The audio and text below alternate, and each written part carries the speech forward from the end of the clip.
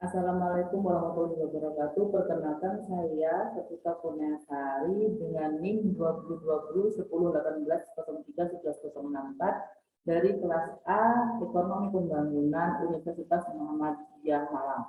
Pada kesempatan kali ini saya akan membahas mengenai konsep struktur konduk performance atau biasa dibilang SDP.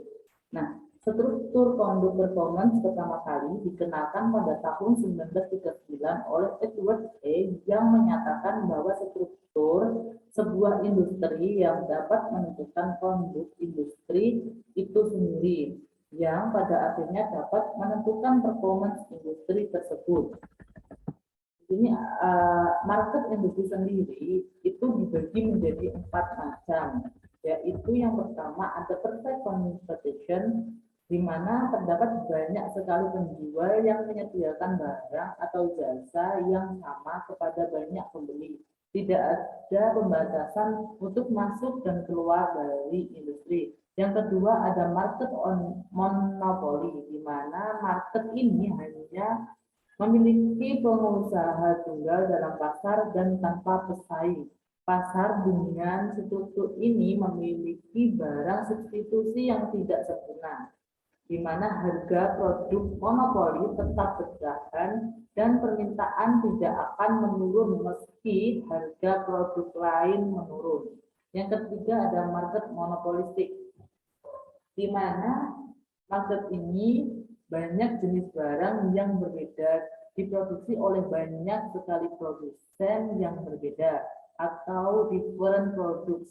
Nah, pasar ini persaingan tidak sempurna dapat didefinisikan sebagai pasar dengan jumlah penjual dan pembeli yang sedikit, bahkan terkadang hanya ada satu penjual dan satu pembeli.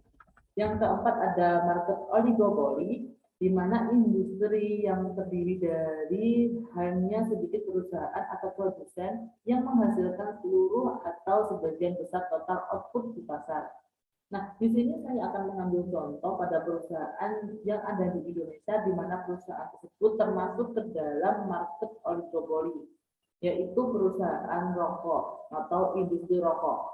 Pada tahun 2001, struktur pasar industri rokok kretek memiliki nilai sebesar 59,4%. Nah, dengan nilai tersebut, struktur industri ini dapat dikategorikan kepada jenis struktur oligopoli. Nah, pada tahun 2002, tingkat konsentrasi mengalami kenaikan yang cukup tinggi hingga mencapai angka 71,5%. Ini menandakan bahwa struktur industri rokok kretek mendekati arah oligopoli penuh. Pasar tembakau di Indonesia berbentuk oligopoli, di mana industri rokok di Indonesia didominasi oleh 3 perusahaan besar yang ada di Indonesia, yaitu ada PT Gudang Garam, PT Jarum, dan juga PT Sampurna, atau biasa disebut Philip Morris International. Nah, di mana ketiga perusahaan ini merupakan perusahaan yang memegang sekitar 71% pangsa pasar. Nah, struktur pasar produk rokok di Indonesia termasuk ke dalam golongan struktur pasar oligopoli. Hal ini karena didukung dengan kesesuaian ciri atau karakteristik struktur pasar oligopoli dengan keadaan struktur pasar pada perusahaan produksi rokok di Indonesia. Nah, gimana sih cara perusahaan rokok mengambil keuntungan? Gini nih caranya. Yang pertama, industri rokok sendiri mengambil keuntungan dari hulu ke hilir melalui pekerja anak dan perokok anak. Di hulu, industri rokok mengambil keuntungan dari daun tembakau yang ditanam, dipanen, dikeringkan, dan diolah oleh tangan kecil anak-anak yang bekerja dalam kondisi kerja tidak layak, tidak sehat, dan upah yang rendah. Sedangkan di hilir, industri rokok mengambil keuntungan dari pemasaran rokok yang menargetkan anak-anak untuk mengembangkan pasar mereka. Yang kedua, industri rokok juga mengambil keuntungan dari penjualan rokok melalui iklan, promosi, dan sponsor yang agresif untuk menyasar anak sebagai target konsumen mereka. Sejumlah studi menunjukkan terpaat iklan dan promosi rokok sejak usia dini meningkatkan persepsi positif akan rokok. Hasil kajian terbaru dari Emancipate Indonesia dan Yayasan Lentera Anak pada tahun 2001 menegaskan bagaimana industri rokok telah meraup keuntungan ganda dari anak-anak. Yang ketiga, perusahaan rokok memainkan harga agar orang itu sulit berhenti merokok. Saat pajak tembakau dinaikkan, para perusahaan rokok akan memainkan harga mereka untuk sebisa mungkin mengurangi dampak dari kenaikan tersebut. Mereka menyerap kenaikan pajak khususnya untuk merek-merek murah, sehingga mereka dapat mencegah kenaikan harga tembakau yang sangat drastis. Dengan begitu, kenaikan harga akan diterapkan secara bertahap kepada rangkaian merek yang mereka miliki untuk memastikan kalau para perokok tidak akan mengalami lonjakan harga yang memaksa mereka untuk berhenti saat pemerintah menaikkan pajak. Yang keempat, ada taktik lain yang dipakai oleh para pelaku industri adalah shrinkflation atau mengurangi jumlah rokok dalam satu pak untuk menyamarkan kenaikan harga dan mencegah harga satu bungkus rokok melampaui suatu titik psikologis tertentu. Nah, strategi memenangkan pesaing dalam industri rokok memerlukan pemikiran yang strategik dari pihak manajemen, bukan saja dituntut untuk mampu mendayagunakan sumber-sumber internal perusahaan, tetapi juga dituntut agar mampu mendayagunakan sumber-sumber dari luar perusahaan yang tidak terbatas ruang dan waktunya.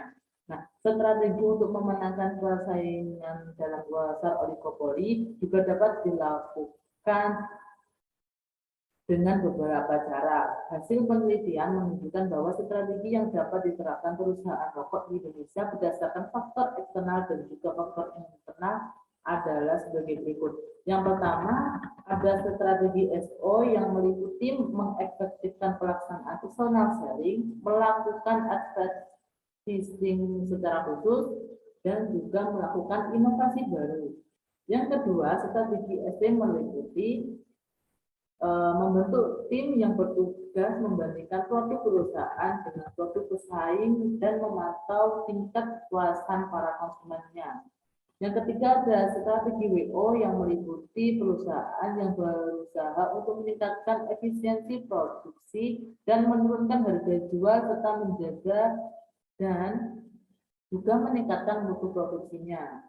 Yang keempat, ada strategi WT dengan cara terus berusaha meningkatkan mutu produk dengan memanfaatkan teknologi untuk menciptakan produk baru yang mudah, yang rendah akan tar dan juga nikotin. Nah, berdasarkan dari ulasan yang sudah saya berikan, maka perusahaan-perusahaan rokok yang ada di Indonesia dapat lebih agresif lagi untuk mempromosikan produk-produknya dalam mencari peluang pemasaran yang relevan.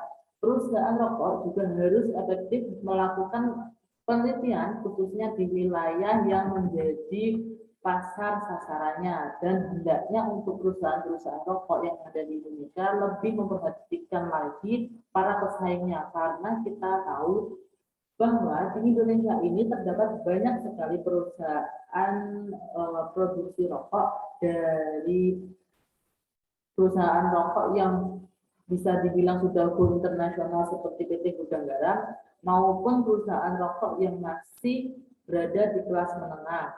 Khususnya mereka juga harus memperhatikan terhadap pemakaian teknologi dengan inovasi produk barunya. Nah, demikian yang dapat saya sampaikan. Wassalamualaikum warahmatullahi wabarakatuh.